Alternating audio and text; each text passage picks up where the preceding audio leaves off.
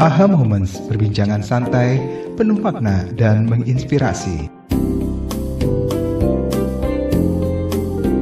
Salam jumpa Sobat AHA. Salam jumpa dalam channel YouTube AHA Moments milik Himsi Jaya yang menyajikan banyak banget fenomena sosial yang bisa kita kupas dari sisi psikologi.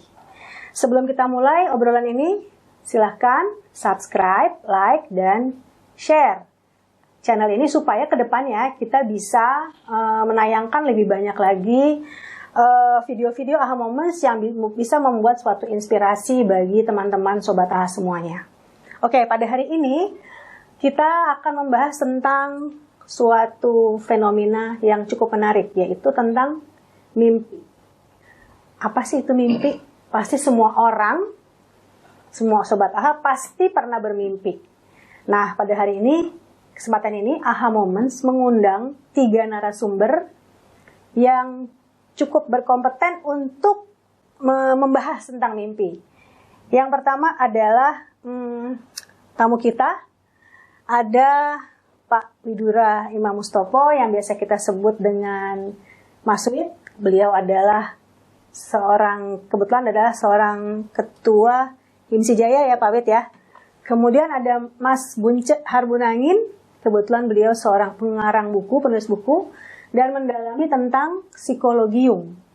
Dan terakhir ada sobat saya yang selalu berada dalam satu tim AHA Moments, channel AHA Moments, Mas Sigit. Mas Sigit ini juga seorang psikolog sosial yang dulunya merupakan seorang wartawan wartawan senior ya Mas, dan punya banyak pengetahuan mungkin tentang mimpi ya, Mas Sigit ya, kurang lebih ya. Oke. Mungkin kita mulai dengan obrolan santai aja ya, Pak Widura, Mas Bunce, Mas Sigit. Kita bahas dari kira-kira kalau kita semua nih, Mas Sigit, Pak Wid, dan Mas Bunce, kita kan semua pernah bermimpi ya. Pak Widura pernah mimpi, baik mimpi yang indah maupun buruk. Kira-kira kalau pertanyaan sederhananya, mimpi itu apa sih sebenarnya yang kalau kita bisa bahas dari segi psikologi pastinya ya. Nah, kira-kira pertanyaan ini akan dijawab oleh siapa duluan ya? Mimpi itu apa? Mas Bunce saya kira ya. Ya, Mas Bunce. Oke, Mas Bunce. Kira-kira Mas Bunce, apa sih mimpi itu dari, mungkin Mas Bunce bisa menilik dari Jung ya? Nah. Ya, sebelum Jung begini. Makasih Mbak Nobit. Jadi, mimpi itu memang fenomena yang menarik. Artinya, semua kita pasti pernah bermimpi. Cuma, kadang-kadang kita tidak ingat. Jadi, nah, kemudian yang kedua, mimpi itu nggak bisa dilatih dan nggak bisa dipaksa untuk keluar. Nah, mimpi sendiri nanti kita akan bahas ya, dari mana dia datang dan sebagainya ya. Tapi kalau saya mau lompat langsung kepada jenis-jenis mimpi. Okay. Ya. Mimpi itu ada yang bilang bunga tidur. Oke lah ya itu ya. Itu pendapat umum. Lalu juga ada mimpi itu sebagai residu kalau menurut saya. Residu. Jadi misalnya saya ketemu Nobit atau Nobit ketemu saya gitu ya. Tahu-tahu di dalam mimpi ketemulah kita ya. Yaitu residu. Residu. Nanti apakah maknanya ada apa enggak nanti kita bahas. Kemudian ada mimpi yang sifatnya wish fulfillment atau semacam keinginan yang terpendam dan dia muncul di dalam mimpi. Okay. Lalu ada lagi yang namanya lucid dream. Lucid dream itu mimpi yang kita pasti pernah mengalami ya.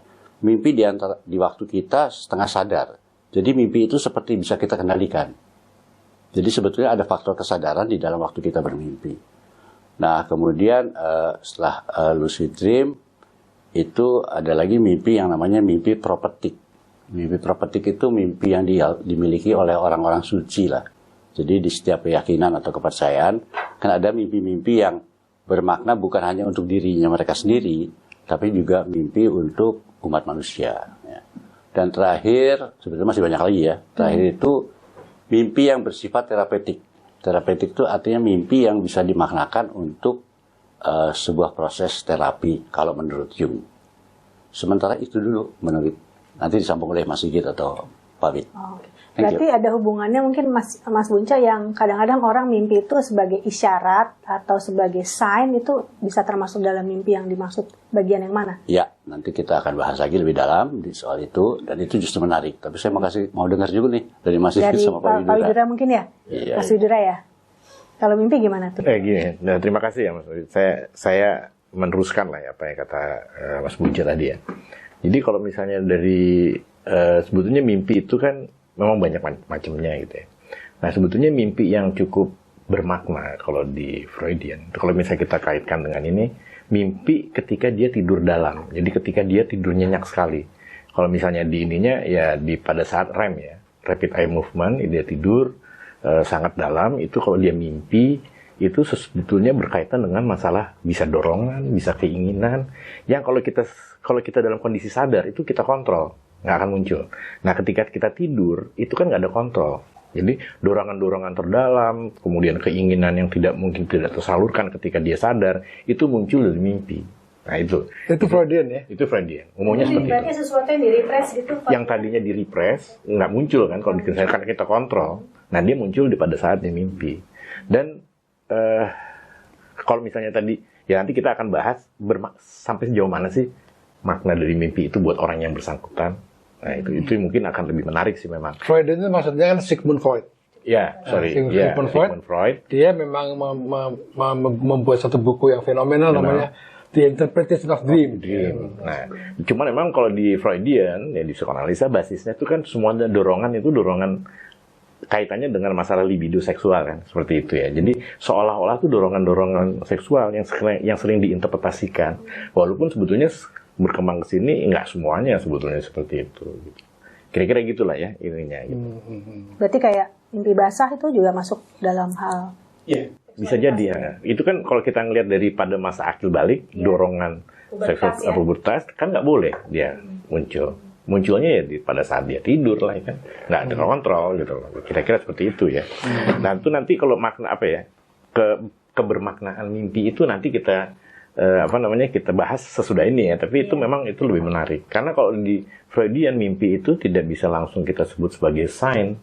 Maksudnya sign untuk prasyarat ya, untuk meramalkan kalau bisa mimpi ini akan terjadi kesialan dan bukan itu sebetulnya kalau dari Freudian. Kira-kira gitu. Iya, jadi Freudian. Tapi memang harus diakui bahwa dalam psikologi ya Freud ya paling yang paling menggunakan mimpi sebagai tools ya, alat terapi. Alat terapi ya.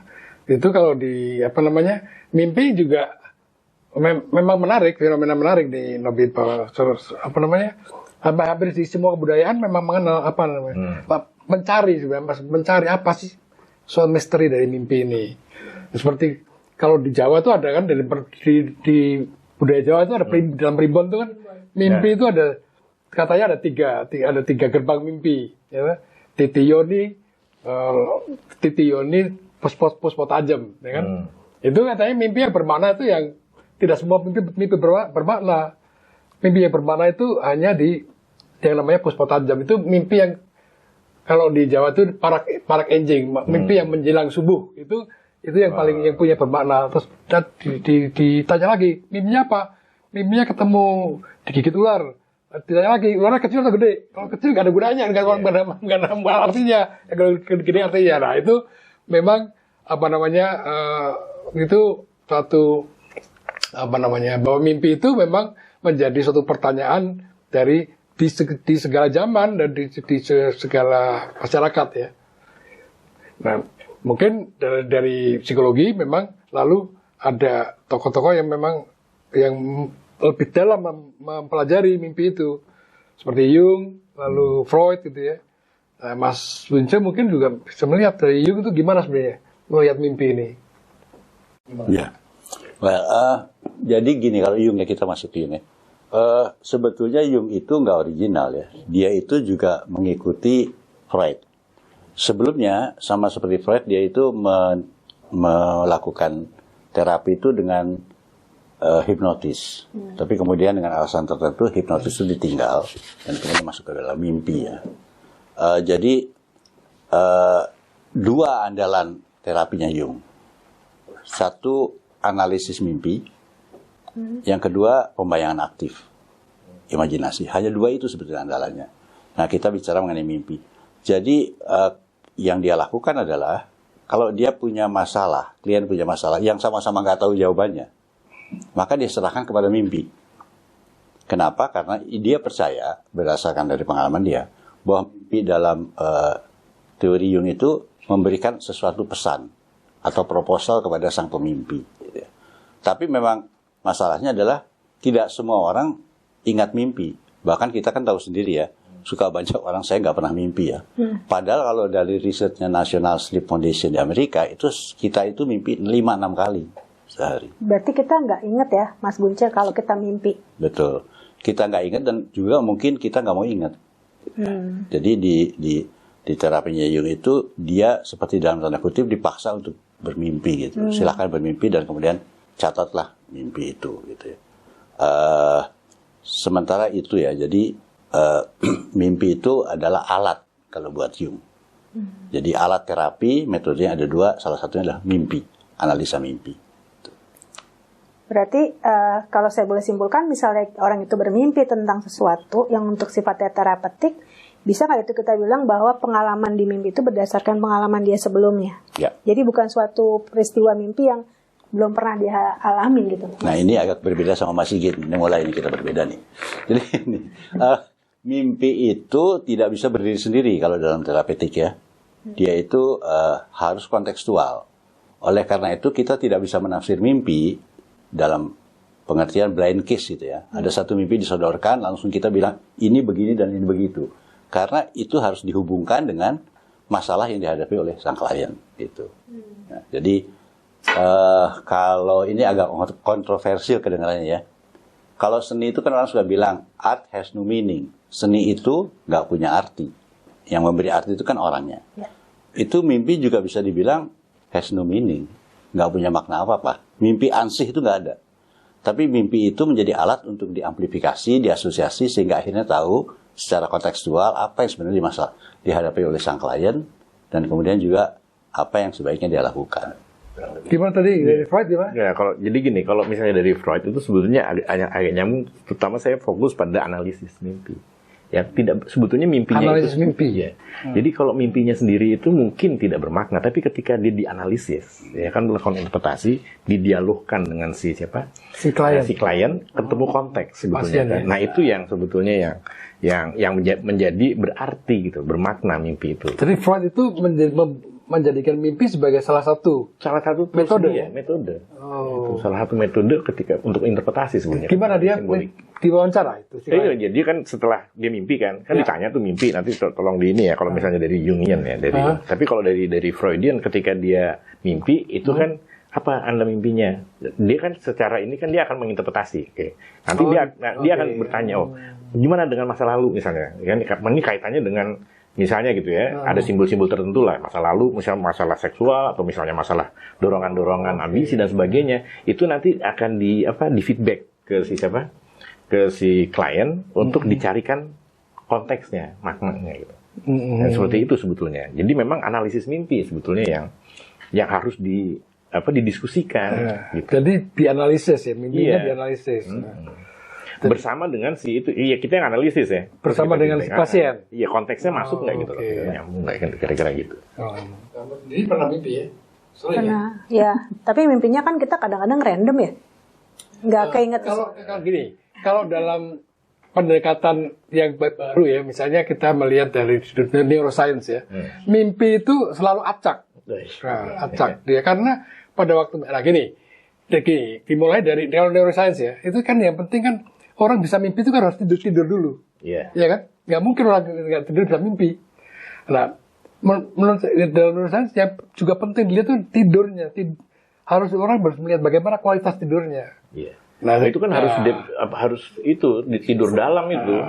Nah, dalam itu kan ada tahap tidur ya kan? Iya. Ada tahap 1, tahap 2, tahap 3, pada tahap 4. Nah, yang namanya REM itu sebenarnya di luar tahap-tahap ini, ya kan? Oh iya, itu tahap rehab itu adalah REM terjadi, REM itu rapid eye movement itu terjadi pada saat jeda antara satu siklus ke siklus berikutnya. Ya kan? Nah, dalam satu tidur itu malam itu ada beberapa siklus mimpi. Yeah. Dari 1, 2, 3, 4 kembali lagi ke 4, 3, 2, 1 REM, lalu jadi dalam satu malam tuh orang bisa tidur, bisa mimpi beberapa kali. Iya, jadi gini, kalau misalnya kita lihat REM, kalau kita tidur 8 jam, ini normal ya, 8 jam, itu 4 kali masuk REM sebetulnya. Makanya tadi dibilang ada yang 4 sampai 5 kali kan. Lebih, bisa lebih. Mimpi. Dan mimpi terjadi pada saat REM itu tuh, pada saat REM. Jadi gini, pertanyaannya, ketika mimpinya itu tidak dalam fase REM, itu bermakna nggak? Kita nggak tahu tuh. Loh, ya, bukan kalau dalam pendekatan psikologi ya, neuroscience ya. Neuroscience. Selalu dalam mimpi itu terjadi pada saat REM. Itu diteliti kan direkam itunya. Dalam penelitian laboratorium kan direkam dengan EEG ini ya otaknya. Jadi otaknya itu pada saat REM itu terjadi karena jadi waktu kita deep sleep itu ini kan yang menarik kan gini. The paradox of sleep.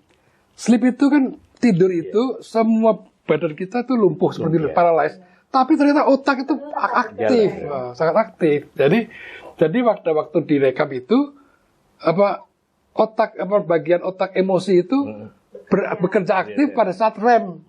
Limbiknya, amigdalanya, gitu kerja semua. Itu bekerja aktif pada saat REM itu. Jadi sebenarnya sudah dilacak kalau dalam ilmu neuroscience sudah bisa dilacak kapan terjadi mimpi itu. Ternyata di saat REM itu.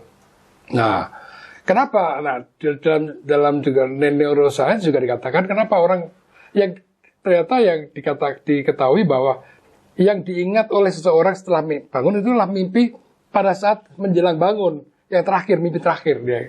Yang mimpi sebelumnya dia akan lupa. Nah, kalau tadi ditanya tentang apa manfaat mimpi, nah di dalam yang saya pernah baca di dalam pendekatan neuroscience, mimpi sangat bermanfaat karena mimpi itu pertama manfaatnya adalah dia merawat memori, karena mimpi itu kan recalling memory sebenarnya, recalling memory. Yang kedua adalah mimpi itu dia membuang memori-memori yang tidak menyenangkan pada manusia. Jadi manusia itu kan cenderung mencari kebahagiaan dalam hidupnya, ya kan? Maka secara otak itu juga belajar untuk membuang memori-memori yang tidak membahagiakan seseorang. Cara membuangnya itu gimana? Bukan kita disediakan mekanisme mimpi itu. Mimpi itu membuang memori-memori yang tidak menyenangkan dalam hidup, dalam suasana, dalam kehidupan manusia. Itu dalam neuroscience ya. Nah, nggak tahu mungkin bisa Mas Binca bisa menambahkan. Ya. Ini kan masalah membaca mimpi ya, apa yang terjadi dalam mimpi ya. Ini masalah pendekatannya berbeda aja. Iya. Jadi kalau dari teori deep psychology ya, termasuk Freud ya saya kira ya. Jadi orang itu kan tidak pernah sepenuhnya sadar. Tapi orang juga tidak pernah sepenuhnya tidak sadar. Jadi mimpi itu kita tidak sadar, tapi sebetulnya kita juga sadar. Ada banyak hal-hal yang muncul dari ketidaksadaran yang manifestasinya itu dalam mimpi itu. Nah, lalu apa gunanya itu semuanya kan? Nah, jadi dalil atau postulatnya bahwa kan kesadaran itu hanya tipping aja, hanya puncak gunung es kan. Tapi kan yang besar itu ketidaksadaran. Artinya ketidaksadaran itu jauh lebih tahu, jauh lebih berkuasa, dan jauh lebih memahami persoalan kita daripada kesadaran. Sehingga itu semacam mimpi itu semacam komunikasi antara ketidaksadaran dan kesadaran. Nah, di dalam terapi kan tujuan utama adalah membuka gerbang kan untuk mengetahui apa yang terjadi di ketidaksadaran. Mimpi adalah pintu masuk untuk memahami apa yang terjadi di dalam ketidaksadaran. Itu kalau deep psychology. Jadi unconscious ya, di dunia unconscious itu Nobet yang mulai diaduk-aduk ya. Oh gitu. Jadi Freudian lebih dulu. Sebenarnya kan ini kan Freud itu kan gurunya Jung sebenarnya. Ya kan? Yeah, walaupun terus dia berkembang ya. Nah, tapi kan beda beda yang fundamental dalam soal mimpi apa? Gini, nanti kita bisa diskusi nih, ya Mas Buja, ini masalah simbol sebetulnya. Ya, ketika muncul simbol-simbol itu ya diinterpretasi dan didiskusikan dengan klien. Nah ini pengertian kalau misalnya di mana simbol, kalau muncul simbol ini kita prediksi, oh iya dia pasti akan mengalami kesialan dan sebagainya. Sebetulnya kan bukan itu sebetulnya kan. Belum lagi masalah budaya ya, simbol. Nah itu yang juga, karena penting buat si terapis ya, ketika dia muncul nih yang disimbolikan gitu ya, ini kan akan diinterpretasi nih. Belum tentu nyambung juga kan sama si klien, makanya itu yang harus didiskusikan gitu. Jadi ini harus suruh paham gitu loh sebetulnya kita tentang apakah. Jadi gini, bener nggak sih kalau misalnya kita mimpi sesuatu, terus kita googling, kita buka buku, primbon, terus kita, oh ini akan mengerti arti ini dan sebagainya. Berguna nih seperti itu kan gitu. Oke. Sebetulnya gini, Jung itu tertarik sama atau terpesona oleh Freud karena bukunya itu tadi yang disebut oleh Mas Sigit ya, Tafsir Mimpi atau diinterpretasi di bukunya tebal itu. Nah dari situ dia mulai merapat pada Freud kan. Cuma di dalam perjalanan kan menjadi berbeda. Ya.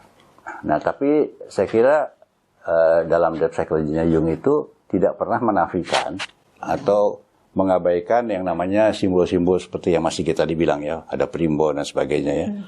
Karena mimpi itu harus diamplifikasi, diperbesar gitu ya. Nah, ketika memperbesar simbol-simbol itu yang kata Mas Pi tadi, nah simbol ini kan bisa bervariasi di setiap budaya.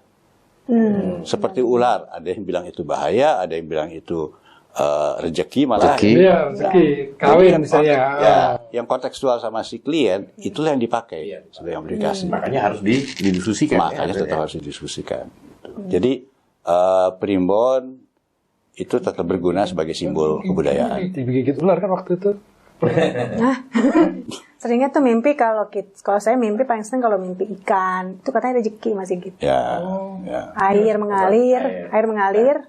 Kalau airnya kotor musibah. Kalau air mengalir. Kalau Freudian dibilang air itu ini ya simbol dari mani ya. Jadi artinya itu simbol kehidupan yang asalnya dari seksual. Mani itu apa? Mani apa? Air mani. Oh, air mani. Sperma. Mungkin itu ya, itu interpretasinya ya. Air tuh berarti seksual. Terus misalnya gini, kita bilang ular atau tugu. Kan kalau misalnya di ini kan itu simbol falus kan gitu kan. Itu seperti gitu. Itu ini nggak dengan konteks nih budaya kita tuh cocok nggak? Jangan-jangan pas kita interpretasi begitu dia tersinggung loh. Kalau misalnya makanya itu tetap tidak harus bilang hitam putih gitu loh. Itu tapi ini ya Freud itu memang obsesinya dikaitkan dengan seksual ya. Dia memang itu dengan juga ya, Pos ya. Nah, itu yang salah satu Jung enggak kan? Jadi berubah jadinya. Saya kira Jung tidak obsesi dengan seks ya. Ya itu yang bikin mereka berpisah itu kan karena itu kan semua itu seks. Nah, lalu Jung bilang masa sih kehidupannya begini rumit hanya selesai dengan satu engsel yaitu seks kan. Jadi tadi mengenai simbol itu seperti air ya. Kalau Freud itu bilang kan sperma ya.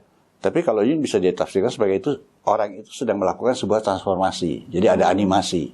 Beda dengan mimpi yang objek berhenti gitu. Nah, jadi mengalir, bergerak. Mengalir gitu ya. Terus ada lagi simbol-simbol umum seperti matahari itu laki-laki, anjing itu laki-laki, bulan itu perempuan.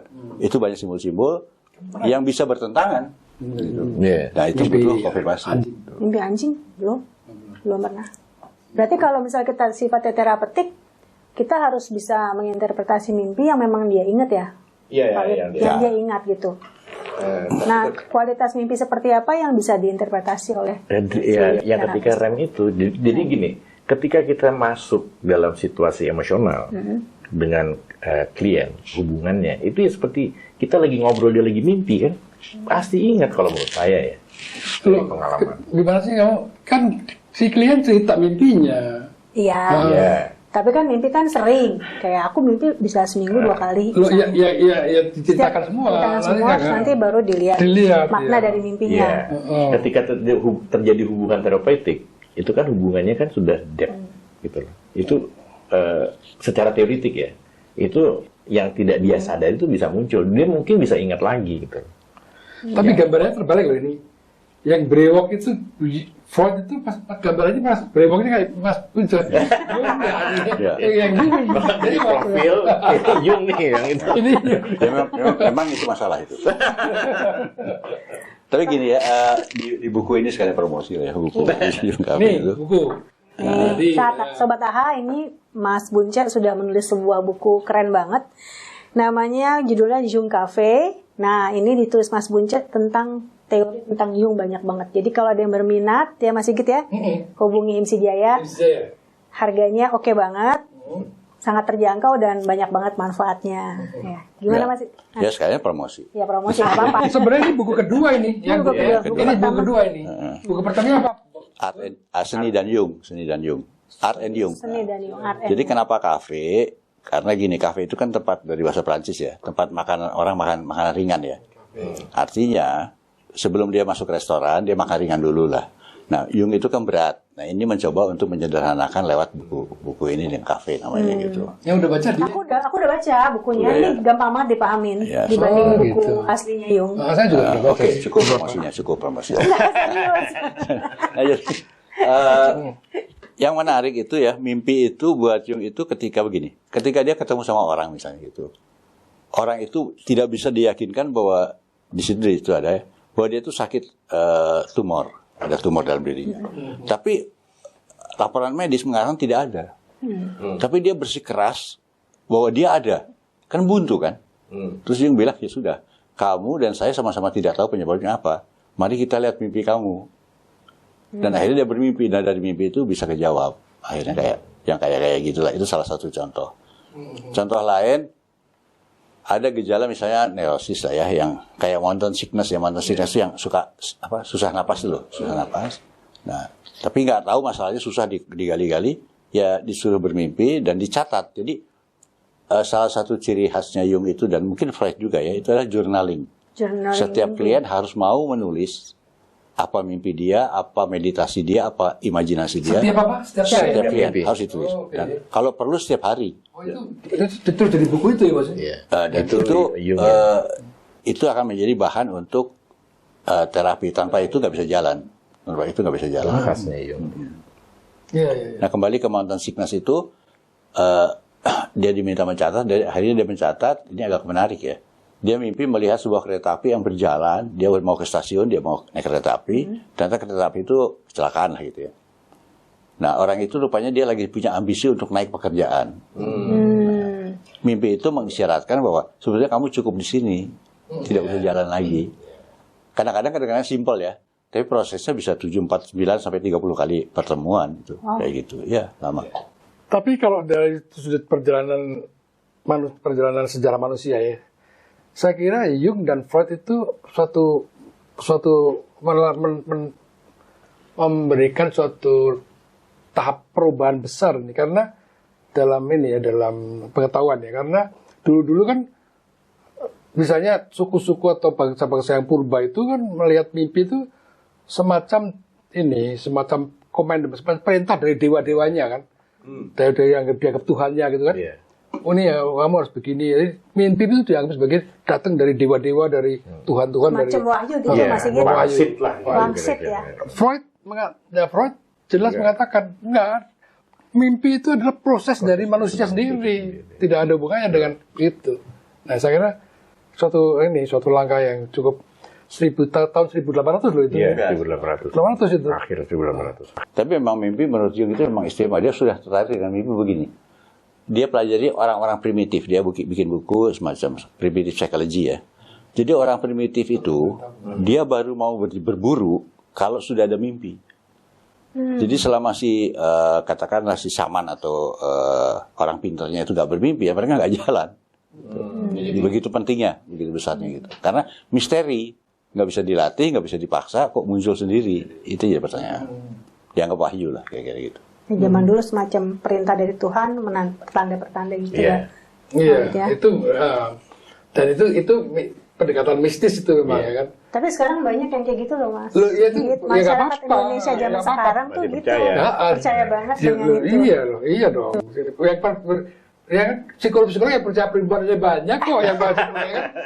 Iya dokter yang percaya kan. Iya. Tapi juga bahwa diketahui juga bahwa memang ada suatu pendekatan yang lebih scientific untuk melihat itu ya kan. Ya memang dia misalnya neuropsikologi itu kan mengklaim dia pendekatan mutakhir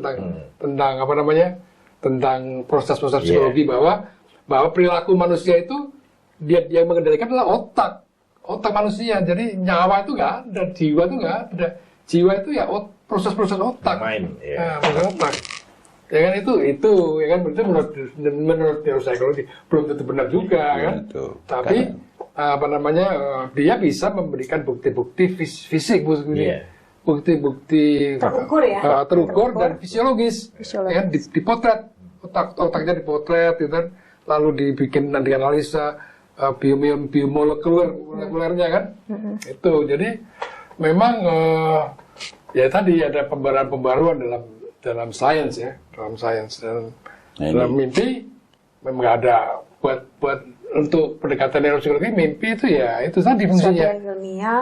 Fungsinya adalah dia memelihara memori dan dia itu memelihara kesejahteraan raganya manusia ya. Berarti kalau sering mimpi kita kemungkinan nggak akan sering pikun ya. Sering mimpi itu bagus, jangan keseringan. Kalau keseringan juga ada gejala. Iya, berarti banyak yang dikatakan. Iya. Gejala gangguan itu kalau sering mimpi. Terutama mungkin yang kasus traumatik seperti itu ya, bisa hadir dalam mimpi juga gitu, Mas. Gitu.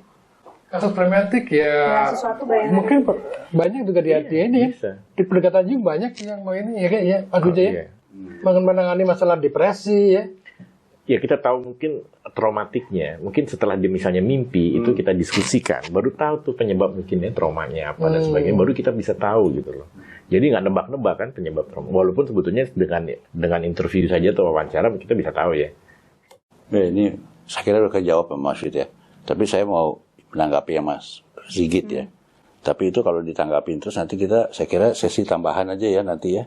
Jadi maksudnya mimpi gitu ya. Jadi kan tadi neuro ya. Jadi begini.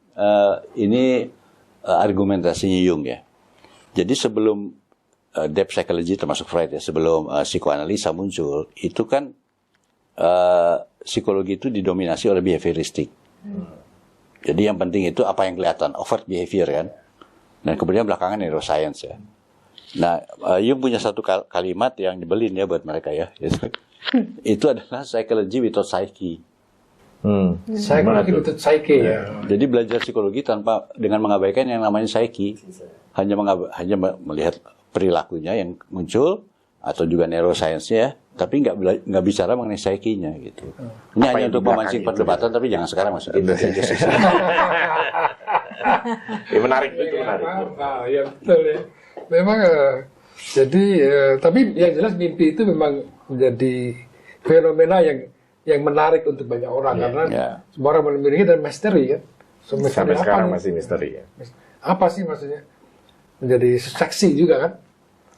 Jadi satu topik yang selalu orang pengen tahu lebih banyak gitu kan. Tapi memang karena kultur kita di Indonesia masih sangat kuat, biasanya memang selalu dikait-kaitkan dengan, ya jarang lah orang mengkaitkan masyarakat umum ya maksudnya. Mungkin jarang orang kaitkan dengan teori-teori psikologi karena mereka kan nggak paham ya. Jadi dengan kita ada acara diskusi seperti ini, mungkin ada pencerahan juga mungkin untuk Sobat AHA bahwa mimpi itu bisa dilihat dari sisi psikologisnya, nggak cuma dari sisi primbon atau sisi mungkin semacam wangsit seperti itu. Jadi lebih banyak hal yang bisa kita lihat dari berbagai pandangan, mulai dari neuroscience, dari teori Jung, dari psikoanalisanya, kemudian dari Freud dan Jung ya, itu. Oke. Iya. Cukup menarik. Mudah-mudahan Sobat AHA di sini bisa menangkap banyak hal baru ya dalam tafsir mimpi mungkin ya, tentang mimpi dari teori. Kita udah dapat banyak masukan atau wawasan dari Pak Widura, dari Mas Sigit, dari Mas Bunca tentang mimpi itu apa. Ternyata mimpi itu sangat kompleks dan mimpi itu memang sangat menarik untuk kita pelajari lebih lanjut ke depannya. Dan jangan lupa Sobat AHA, kita harus tetap punya mimpi karena biasanya dalam mimpi itu juga banyak hal kreatif yang muncul. Ya, banyak banget ahli-ahli zaman dulu yang menelurkan penemuan-penemuan itu justru dari mimpi-mimpi mereka. Betul nggak Mas Sigit? Saya bacanya begitu ya. Banyak katanya yang kreativitasnya muncul di saat malam tidur tuh banyak ide-ide baru. Oke. Mungkin sudah cukup waktunya. Thank you. Terima kasih banyak. Sebelumnya saya promosi lagi bukunya Mas Bunca. Ya, kalau pengen beli hubungi kami di Himsi Jaya. Terima kasih banyak waktunya Mas Sigit, Pak Widura, Mas Bunca. Mudah-mudahan kita bertemu di lain kesempatan dengan topik yang lebih seksi. Oke, untuk Sobat AHA, untuk ikut Untuk bisa updating tentang channel terbaru AHA Moments, jangan lupa klik subscribe, like, share, dan komen AHA Moments YouTube channel Himsi Jaya. Oke. Thank you. Makasih, Mas.